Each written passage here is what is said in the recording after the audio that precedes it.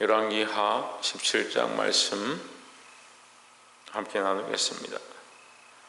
열왕기하 17장 말씀은 호세아 왕에 대해서 얘기하는데, 이 호세아 왕에 대한 얘기는 호세아 한 사람에 대한 얘기가 아니라 이스라엘 전체의 패역에 대해서 얘기하고 있습니다.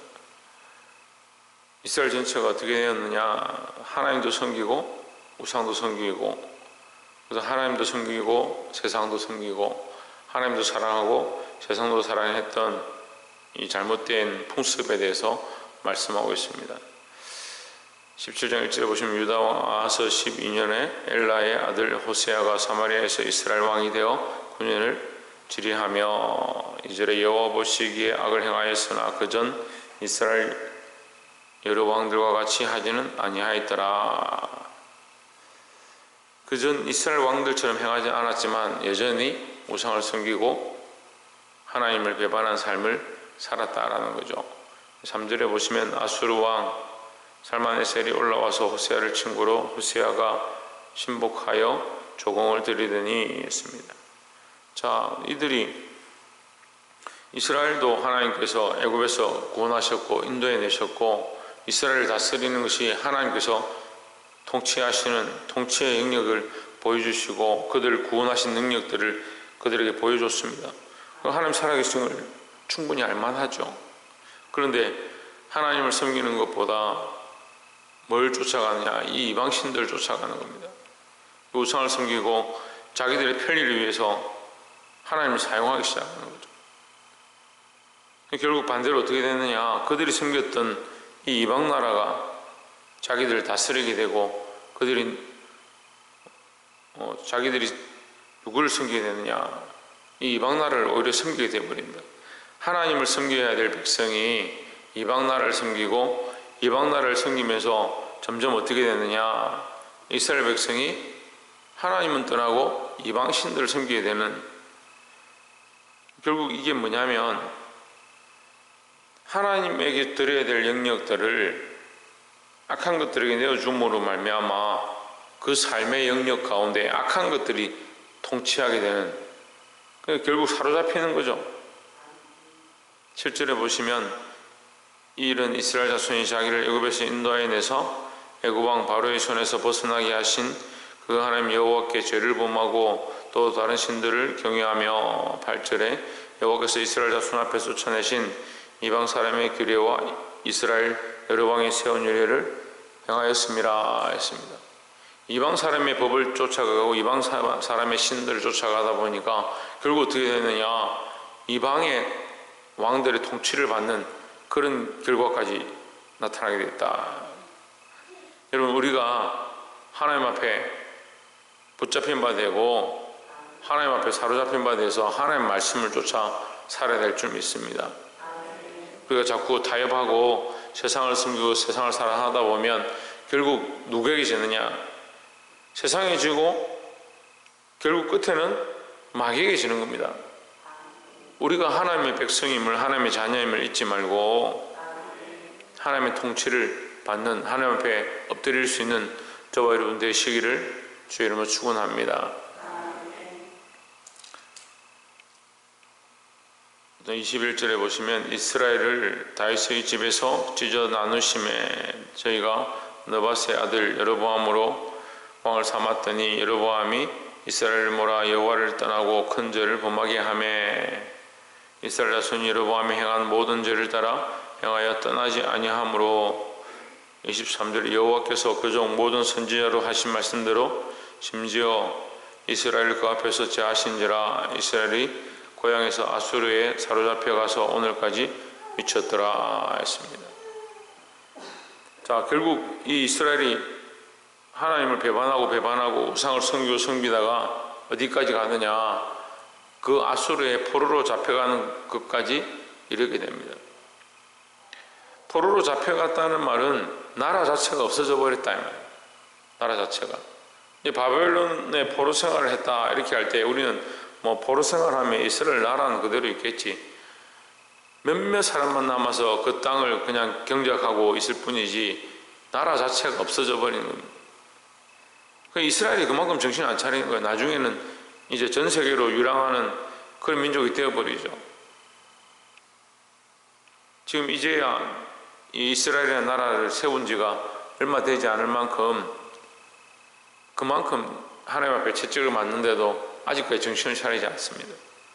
여러분, 우리가 이 모습을 보고 정신을 차려야 합니다.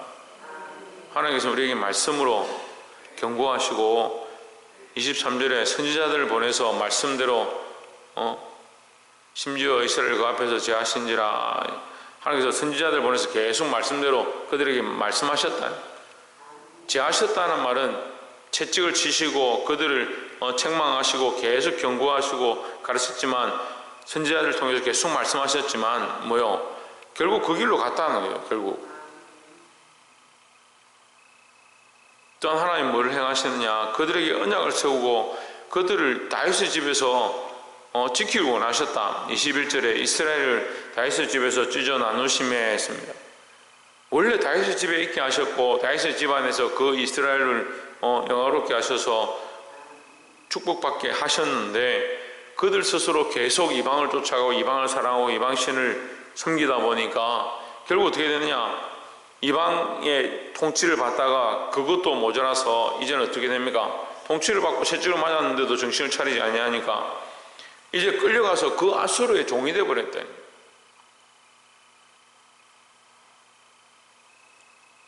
제가 보니까요, 이 믿음에 타협한 사람들, 믿음에 타협해서 세상에 자꾸 짜가는 사람들이 자기가 그만큼 갈 줄 몰라요. 나는 조금 기도 조금 드리고 예배 조금 덜 하고 내가 해야 될 것 좀 하고, 그렇게 하다가 점점 어떻게 되느냐, 자기가 하나님 떠났는지도 모르고 믿음 없는지도 모르고 세상보다 더 악한 사람이 되어가고 있다는 사실을 잘 못 보는 것들을 제가 너무나도 많이 봅니다.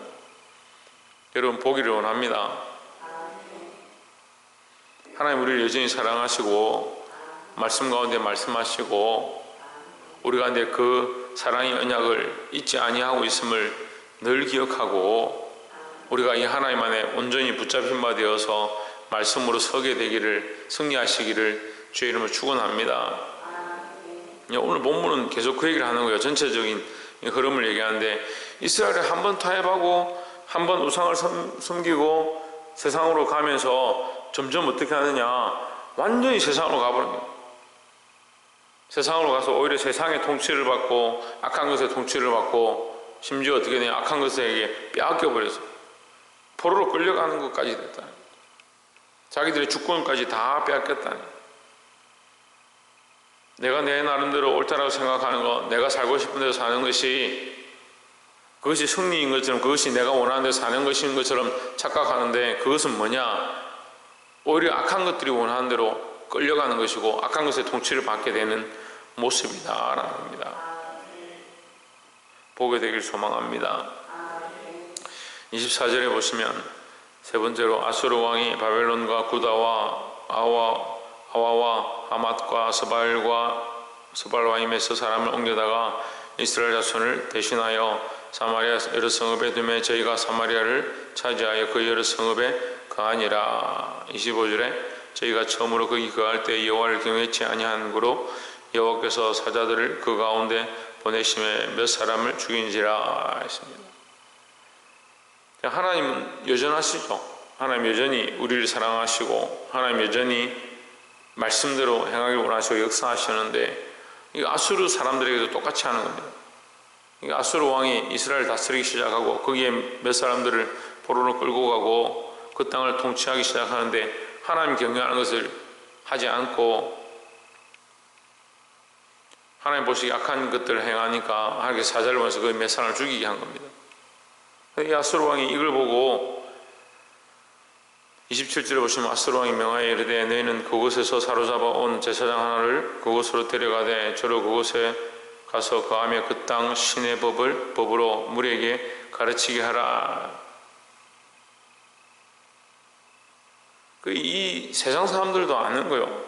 그래서 아수르 왕이 하나님 알고 하나님께서 이렇게 하시는구나 알고 그 두려워하면서 제사장을 세워서 거기에 법을 지키게 하는 겁니다.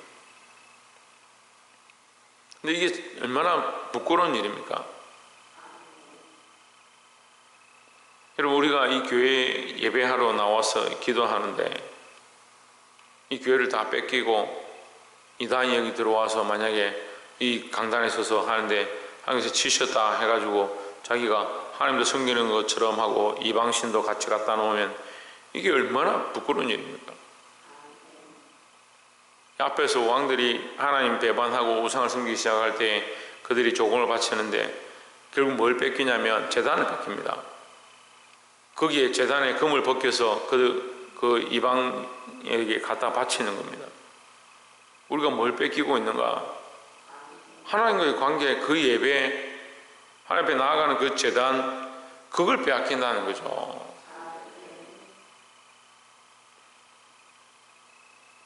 타협한 사람들의 이 말로가 참 좋지 못한데도 우리가 여전히 타협에 너무 습관이 되어 있고, 물론 뭐 새벽 제단 쌓고 기도를 꼭 해야 뭐 천국 간다, 그렇게 할 수는 없습니다. 하지만 우리가 천국 백성이라면 하나님 앞에 나와 기도해야 하고 우리의 믿음의 줄을 놓지 말아야 될 줄 믿습니다. 32절에 저희가 또 여호와를 경외하여 자기 중에서 사람을 산당의 제사장으로 택하여 그 산당에서 자기를 위하여 제사를 드리게 하니라. 33절 이와 같이 저희가 여호와도 경외하고 또한 어디서부터 옮겨왔든지 그 민족의 풍속대로 자기의 신들도 섬겼더라 했습니다. 참 이게 웃긴 게 이 아수르 사람들이 와서 보니까 하나님께서 치시니까 몇 명이 죽는 겁니다. 그걸 보고 정신을 차리고 하나님도 섬겨야겠구나. 하나님 섬기는 거예요. 그런데 그들 속에 여전히 뭐가 있느냐? 그들이 섬겨왔던 이방의 풍속이 있으니까 이방의 신들도 데려오는 겁니다. 각기 자기들이 온 그 지역에 있는 신들을 끌고 와서 하나님도 섬기고 이방 신도 섬기는 그런 일이 벌어진 겁니다. 결국 이 결론은 뭡니까? 40절에 보시면 그러나 저희가 듣지 아니하고 오히려 이전 풍속대로 행하였느니라 했습니다. 이 40절에 저희는 아수르 사람들이 아니에요. 이 저희는 무슨 말이냐면 이걸 위에 일어난 사건들을 설명하는 것인데, 이것 때문에 이렇게 됐다. 이스라엘 백성이, 저희는 이스라엘 백성이야. 이스라엘 백성이 하나님의 말씀을 듣지 아니하고 오히려 이전 풍속대로 행하였느니라. 그들이 자기들이 행하던 대로 불순종하던 습관대로 계속 불순종하고 자기들이 하고 싶은 대로 계속 행했느니라. 그렇게 되면 어떻게 됐냐? 41절에 그 여러 민족이 여호와를 경외하고 또 그 아루색의 우상을 섬기더니 그 자자손손이 그 열조에 행한 것을 쫓아 오늘까지 그대로 하니라 했습니다.